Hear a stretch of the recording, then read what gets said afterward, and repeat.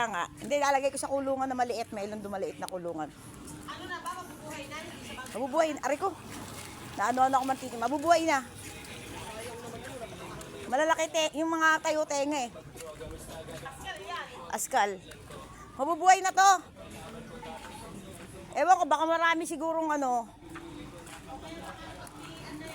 Hindi, baka may mga alagang mga ano eh. Meron daw nagtapon dito ng ano eh. Ng tuta. Ayan oh. Ayan sila, kawawa naman oh. Dalawa. Ano nangyari sa inyo? Tinapon lang kayo dyan?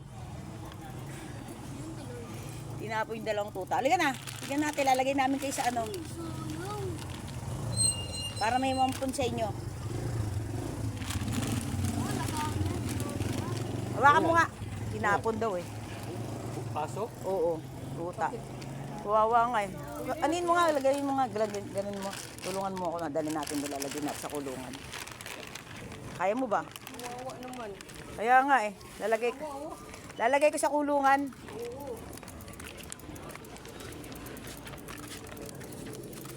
Baka may umampon sa'yo. Eh kasi, sige ka na.